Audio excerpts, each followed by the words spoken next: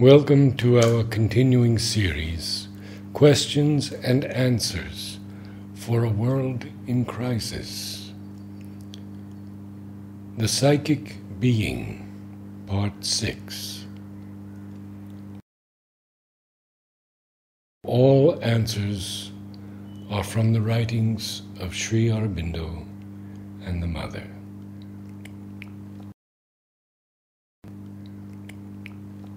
The Mother. You must always distrust people who go rambling in some kind of mental or vital domain, and then tell you stories imagining that they remember their past lives. You know the classical example of that well-known lady who narrated her lives from the time she had been a monkey. I may assure you that it is pure imagination, for it is impossible to remember like that. This is what happens. Let us take a divine spark which, through attraction, through affinity and selection, gathers around it a being of psychic consciousness. This work is already very perceptible in animals. Don't think you are exceptional beings, that you alone have a psychic being, and the rest of creation hasn't. It begins in the mineral. It is a little more developed in the plant, and in the animal, there is a first glimmer of the psychic presence. Then there comes a moment when this psychic being is sufficiently developed to have an independent consciousness and a personal will.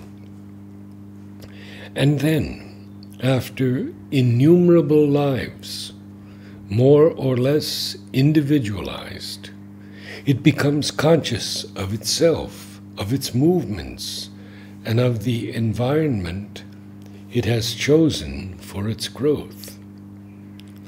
Arriving at a certain state of perception, it decides, generally at the last minute of the life it has just finished upon earth, the conditions in which its next life will be passed. Here I must tell you a very important thing. The psychic being can progress and form itself only in the physical life and upon earth. As soon as it leaves a body, it enters into a rest, which lasts for a more or less long time, according to its own choice and its degree of development. A rest for assimilation, for a passive progress, so to say.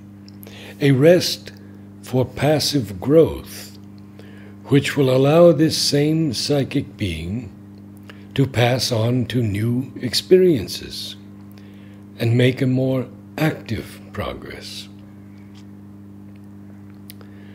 But after having finished one life, which usually ends only when it has done what it wanted to do, it will have chosen the environment where it will be born, the approximate place where it will be born, the conditions and the kind of life in which it will be born, and a very precise program of the experiences through which it will have to pass to be able to make the progress it wants to make. I am going to give you quite a concrete example.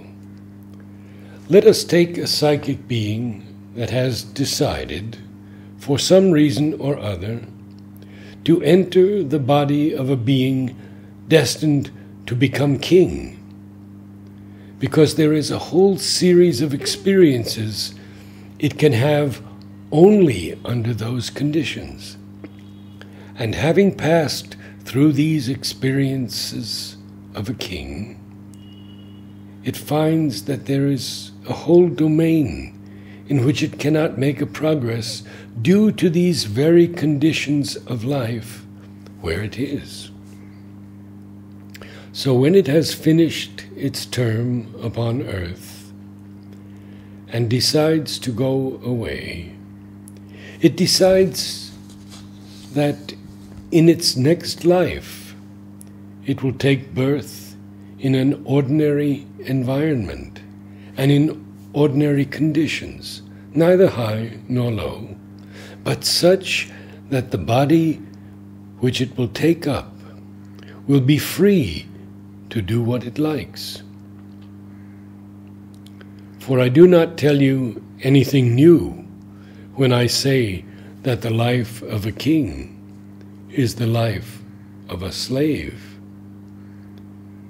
A king is obliged to submit to a whole protocol and to all kinds of ceremonies to keep his prestige. It is perhaps very pleasant for vain people, but for a psychic being it is not pleasant, for this deprives it of the possibility of a large number of experiences. So, having taken this decision, it carries in itself all the memories which a royal life can give it, and it takes rest for the period it considers necessary.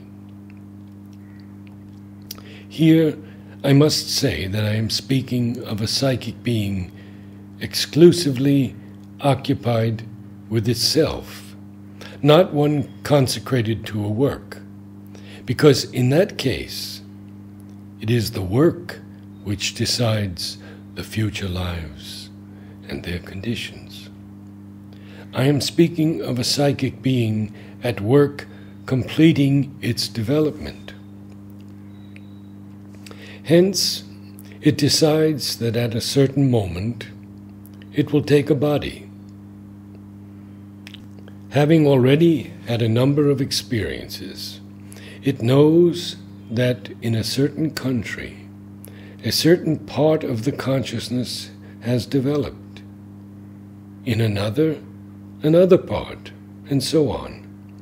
So it chooses the place which offers it easy possibilities of development, the country, the conditions of living, the approximate nature of the parents, and also the condition of the body itself, its physical structure, and the qualities it needs for its experiences. It takes rest, then, at the required moment, wakes up and projects its consciousness upon earth, centralizing it in the chosen domain and the chosen conditions, or almost so.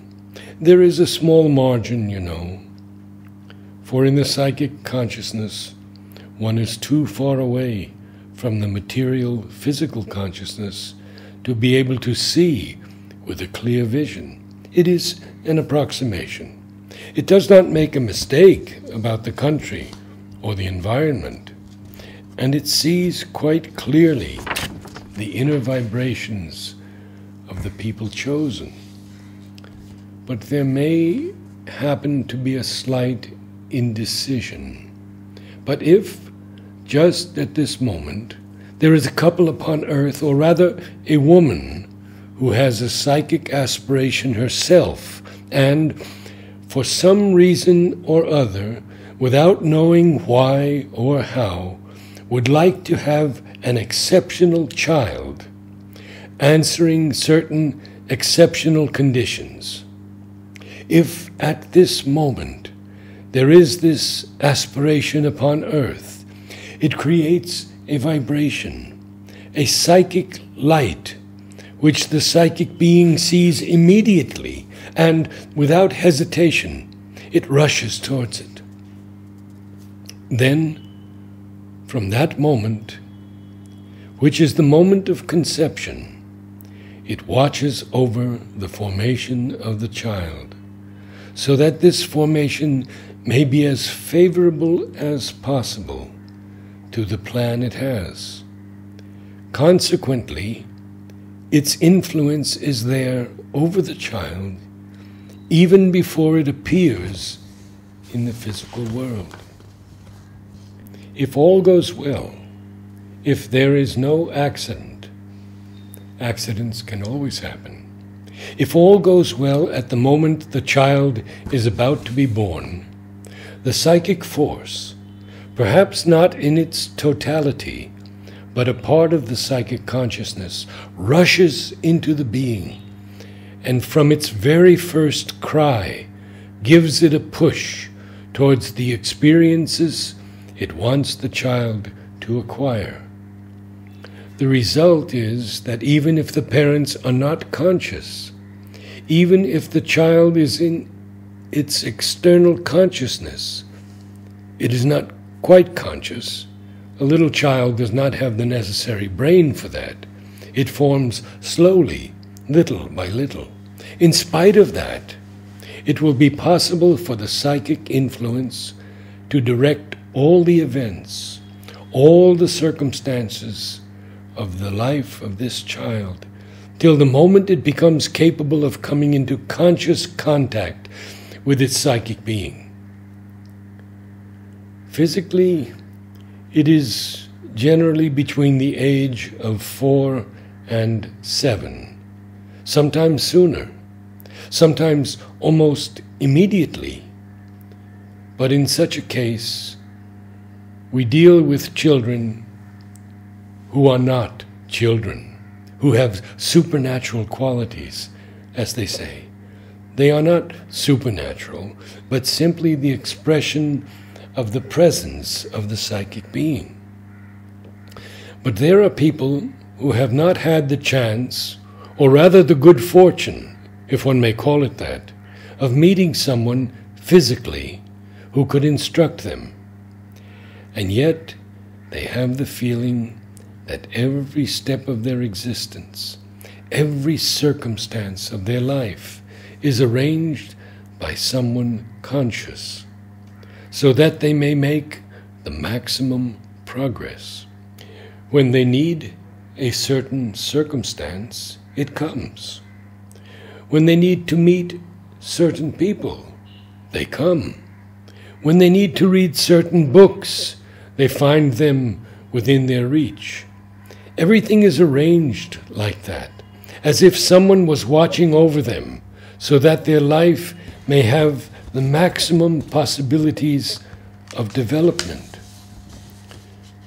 These people may very well say, "But what is a psychic being?" For no one has ever used these words in speaking to them, or they have not found anybody who could explain to them all that. But for them, often just one meeting is sufficient, just one look, in order to wake up. One word suffices to make them remember, "But I knew all that." This is exactly what happens to a psychic being which has reached the last stage of its development. After that, it will no longer be bound by the necessity of coming upon earth. It will have completed its development and will be able to choose freely either to consecrate itself to the divine work or go elsewhere, that is, in the higher worlds. But generally, having come to this stage, it remembers all that has happened to it and understands the great necessity of coming to the help of those who are yet struggling in the midst of difficulties. These psychic beings give their whole existence to the divine work. This is not absolute, inevitable. They choose freely, but 90 times out of 100, this is what they do. But in ordinary lives, and by that I mean the life of a certain elite of sufficiently well-developed people, the contact between the external being and the psychic is quite intermittent. It is the result of certain experiences or certain inner needs. At that moment, the psychic being is in front, as Sri Aurobindo says. That is, it comes to the surface of the consciousness. It is in direct contact with material circumstances, with forms and words and sounds, etc., for a very short time. So it records all that like a photograph or a cinema, but it is just a minute, a few moments in a lifetime.